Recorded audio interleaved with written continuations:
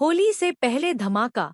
EPS 95 pension भोगियों को 7,500 रुपए प्लस दा का तोहफा। सरकार का बड़ा फैसला जल्द। ईपीएस 95 पेंशन भोगियों के लिए होली से पहले बड़ी खुशखबरी आ सकती है। सरकार जल्द ही 7,500 रुपए न्यूनतम पेंशन और महंगाई भत्ता डा लागू करने पर विचार कर रही है। इससे लाखों पेंशन भोगियों को आर्थिक राहत मिलेगी, जो लंबे समय से पेंशन बढ़ोतरी की मांग कर रहे थे। ईपीएस 95 पेंशन में क्या होगा बदलाव? न्यूनतम पेंशन 7,500 रुपए हो सकती है, मौजूदा पेंशनधारकों के लिए बड़ी राहत। महंगाई भत्ता डा लागू करने की संभावना, बढ़ती महंगाई से निपटने में मदद मिलेगी। संसद में पेश हो सकता है प्रस्ताव। सरकार आगामी बजट 2025 में इस पर निर्णय ले सकती है। रिटायर्ड कर्मचारियों को मिलेगा सीधा फायदा, वित्तीय स्थिरता में सुधार होगा। सरकार का उद्देश्य ईपीएस 95 पेंशन भोगियों की लंबे समय से चली आ रही न्यूनतम पेंशन बढ़ाने की मांग को ध्यान में रखते हुए सरकार यह फैसला ले सकती है। इससे वरिष्ठ नागरिकों को बेहतर जीवनयापन करने और बढ़ती महंगाई से निपटने में मदद मिलेगी। क्या कह रहे हैं पेंशनभोगी?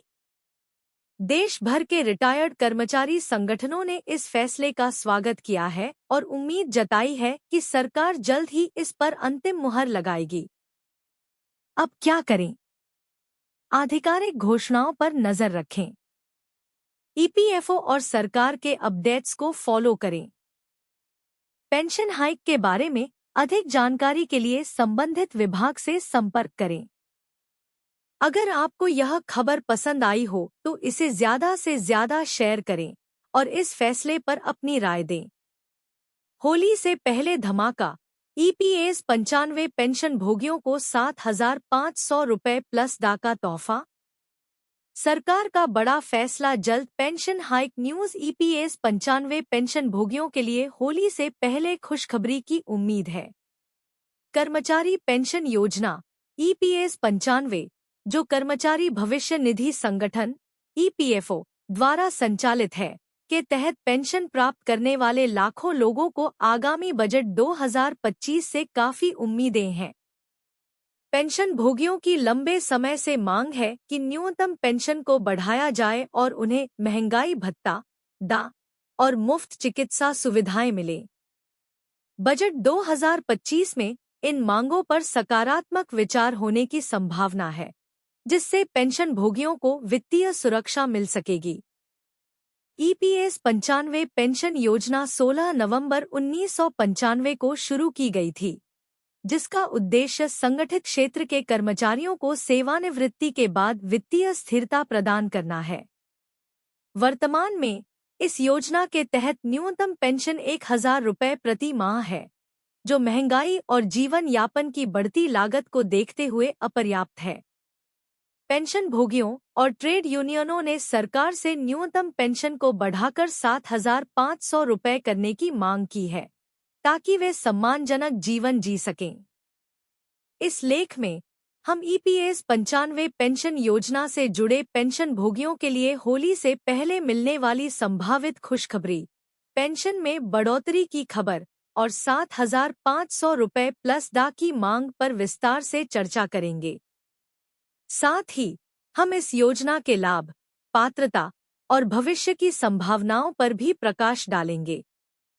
ईपीएस 95 पेंशन योजना होली से पहले खुशखबरी। न्यूनतम पेंशन में वृद्धि।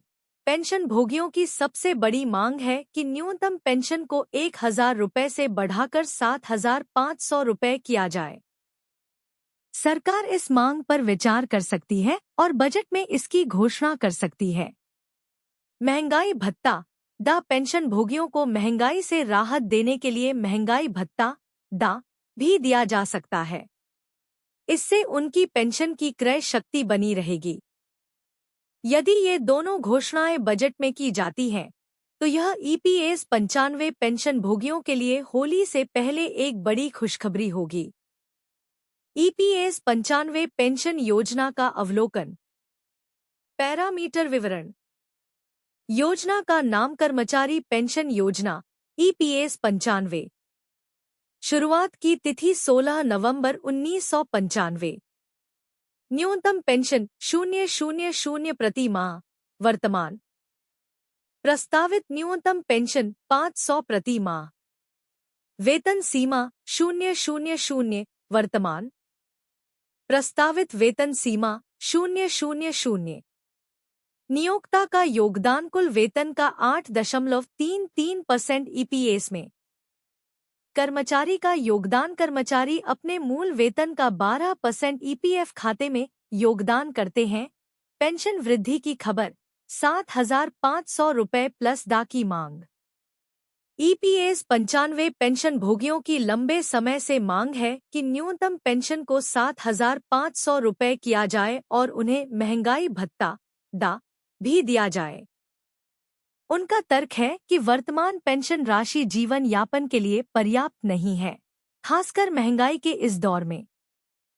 10 जनवरी 2025 को EPS 95 पेंशनरों के प्रतिनिधियों ने वित्त मंत्री से मुलाकात कर न्यूनतम पेंशन 7,500 रुपये और महंगाई भत्ता दा देने की मांग रखी।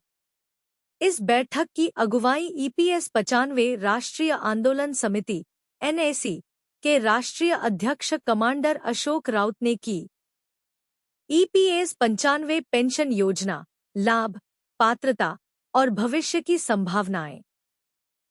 EPS 95 पेंशन योजना के लाभ। सेवानिवृत्ति के बाद वित्तीय सुरक्षा। मासिक पेंशन। परिवार को पेंशन का लाभ। न्यूनतम पेंशन की गारंटी। EPS 95 पेंशन योजना के लिए पात्रता। कर्मचारी को कम से कम 10 वर्षों की सेवा पूरी करनी होगी। कर्मचारी की आयु 58 वर्ष होनी चाहिए। नियमित रूप से EPF/EPS खाते में योगदान किया गया हो। EPS 95 पेंशन योजना भविष्य की संभावनाएं। पेंशन राशि में वृद्धि। महंगाई भत्ते दा का प्रावधान। मुफ्त चिकित्सा सुविधाएं। योजना का विस्तार। EPS 95 योजना पर प्रभाव। इस प्रस्ताव का सबसे बड़ा प्रभाव उन लाखों कर्मचारियों पर पड़ेगा जो अपने रिटायरमेंट के बाद वित्तीय सहायता पर निर्भर हैं। यह बदलाव उन्हें एक सम्मानजनक जीवन जीने और अपनी बुनियादी जरूरतों को पूरा करने में मदद करेगा। EPS वृद्धि पर चर्चा। पिछले कुछ महीनों में सरकार और ट्रेड यूनियनों के बीच इस मुद्दे पर कई बैठकें हुई हैं। हालांकि ट्रेड यूनियनों ने न्यूनतम पेंशन को 5,000 रुपये तक बढ़ाने का सुझाव दिया था, लेकिन NAC ने इसे अपर्याप्त बताया। सरकार ने इस विषय पर सकारात्मक चर्चा जारी रखी है और उम्मीद है कि आगामी बजट में इस पर अंतिम निर्णय लिया जाएगा। निष्कर्ष। EPS 95 पेंशन योजना भारत में लाखों कर्मचारियों के लिए सेवानिवृत्ति के बाद वित्तीय सुरक्षा का एक महत्वपूर्ण स्रोत है। पेंशन भोगियों को उम्मीद है कि सरकार बजट 2025 में उनकी मांगों पर ध्यान देगी और उन्हें न्यूनतम पेंशन में वृद्धि और महंगाई भत्ते दा का लाभ देगी। यदि ऐसा होता है तो यह EPS 95 पेंशन भोगियों के लिए होली से पहले एक बड़ी खुशखबरी होगी और उनके जीवन में एक सकारात्मक बदलाव लाएगी। डिस्क्लेमर। यह लेख केवल जानकारी प्रदान करने के उद्देश्य से लिखा गया है। वर्तमान समय तक यह प्रस्ताव लागू नहीं हुआ है। सरकार द्वारा अंतिम निर्णय लेने तक इसे सत्य मानना उचित नहीं होगा। बजट 2025 में EPS 95 पेंशन योजना से संबंधित कोई भी घोषणा सरकार के नीतिगत निर्णय पर निर्भर करेगी। पाठकों को सलाह दी जाती है कि वे आधिकारिक स्रोतों से जानकारी प्राप्त करें और किसी भी निवेश या वित्तीय निर्णय लेने से पहले वित्तीय सलाहकार से परामर्श करें।